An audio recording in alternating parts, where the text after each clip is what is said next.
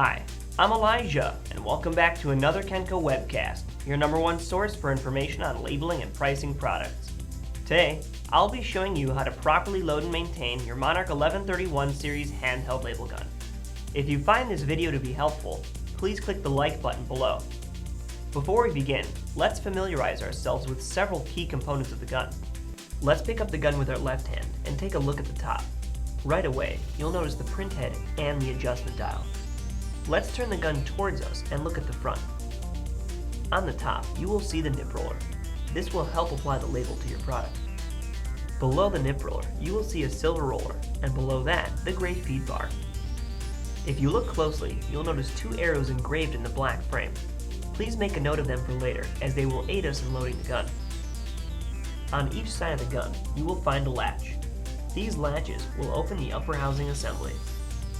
Let's pull both of those latches towards the back of the gun and lift the upper housing assembly so we can take a peek inside.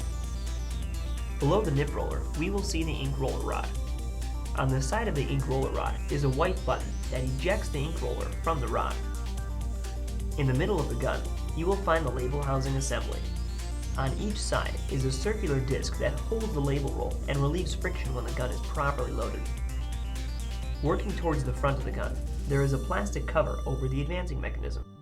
To open the cover, place your finger in the horseshoe depression on the side of the label roll housing and lift, exposing the advancing mechanism.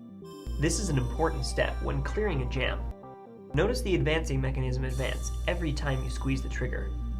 It's important to note that the print location on the Monarch 1131 series cannot be adjusted. Now that we are more familiar with the various components, let's learn how to quickly and properly load the Monarch 1131 series labeler.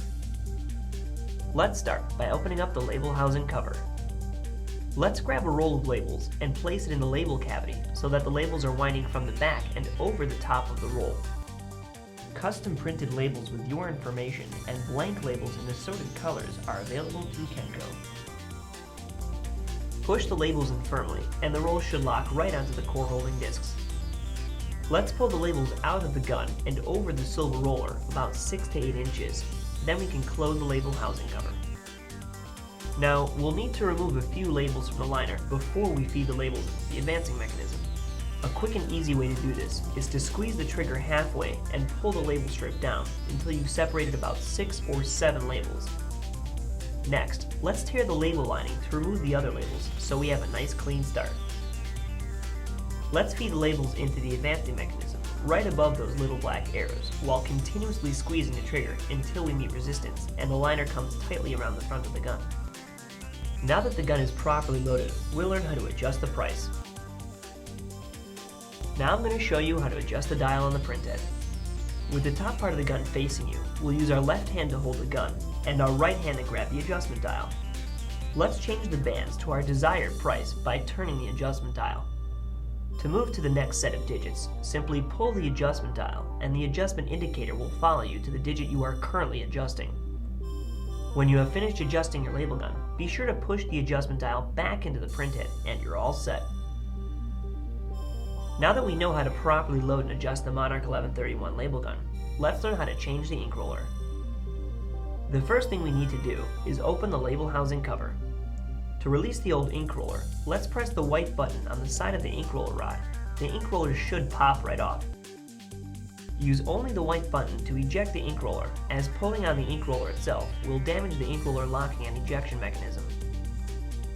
Once the ink roller is removed, we will get a replacement ink roller from its packaging and slide it onto the ink roller rod. It should snap right on. Additional ink rollers can be purchased from kencostore.com. Now that we've put the new ink roller in, we can begin labeling. To label an item, simply pick up the gun, squeeze and release the trigger once, hold the price gun directly over the product, then just roll the label on your product and you're all done. This has been another Kenco webcast. For more information and outstanding prices on these products, visit us on the web today at www.kencostore.com or call us toll free at 1-800-86-KENCO. For more product videos and tutorials like this, go to www.kenco.tv.